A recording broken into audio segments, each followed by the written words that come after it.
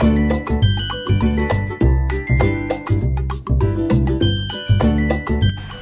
what's up guys?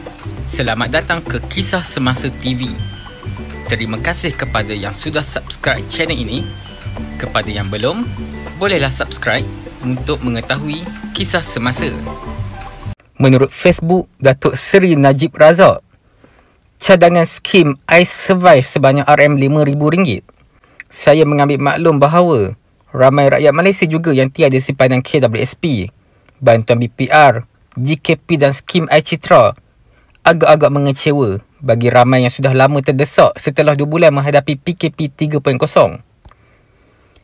Banyak negara lain seperti Hong Kong tahun lepas dan Amerika Syarikat telah memberi bantuan tunai yang lebih tinggi pada zaman pandemik ini. Kekangan kewangan kerajaan PN yang sudah berbelanja RM600 bilion tanpa hasil yang ketara yang sudah pecah bajet tahun 2020 dan 2021. Bank-bank Malaysia masih mencatat keuntungan yang semakin besar dan masih tidak mahu mengetepikan faedah dalam tempoh moratorium sebab tidak mahu rugi 1 sen.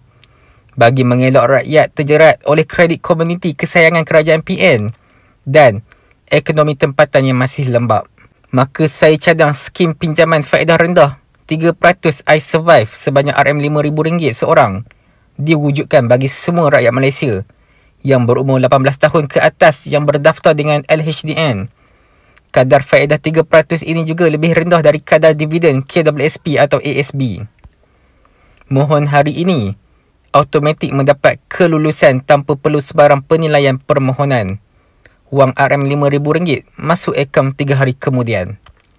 Skim ini dijamin penuh oleh kerajaan. Jaminan kerajaan tidak masuk dalam pengiraan nisbah hutang atau defisit tahunan bajet kerajaan. Tempoh bayaran balik ialah sehingga tahun kemudian.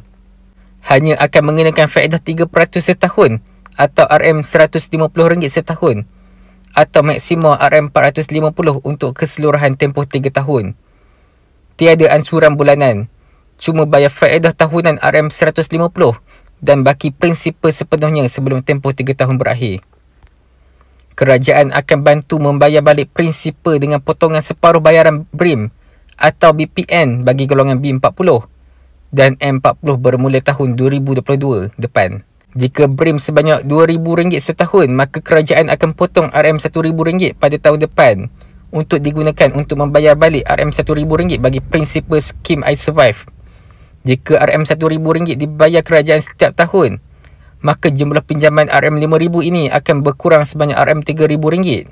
Peminjam cuma perlu langsaikan baki RM2,000 itu sahaja. Peminjam yang mampu bayar balik setelah ekonomi memulih digalakkan untuk langsaikan sepenuhnya sahaja. Selain itu, bank tidak akan kerugian sebab kadar 3% ini adalah masih lebih tinggi berbanding kadar faedah 1.95% dibayar bank bagi simpanan tetap 3 tahun pada ketika ini. Bank juga tidak akan rugi sebab kerajaan akan bantu melangsaikan sebahagian hutang setiap tahun serta menjamin keseluruhan jumlah pinjaman. Bank juga akan mendapat customer baru apabila skim ini dilancarkan. Jadi, bank masih untung tetapi keuntungannya tidak seperti biasa. Jika 5 juta rakyat memohon, jumlah pinjaman adalah RM25 bilion dan sekiranya 10 juta orang memohon, maka jumlahnya ialah RM50 bilion.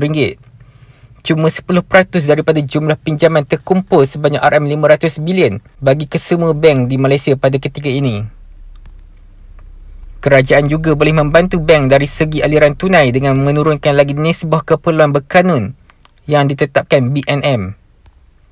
Selain merancangkan ekonomi tempatan dan membantu rakyat dalam masa paling terdesak akibat kesilapan-kesilapan kerajaan dalam pengendalian COVID, kerajaan juga akan mendapat manfaat dari segi jumlah orang yang akan mendaftar dengan LHDN untuk layak menerima skim I Survive ini. Skim ini juga dicadangkan atas kepercayaan saya bahawa keutamaan sekarang ialah rakyat perlu survive pada hari ini mengatasi segala-galanya yang lain. Apa pendapat kawan-kawan? Sekiranya anda ada sebarang pendapat, boleh tinggalkan di ruangan komen guys.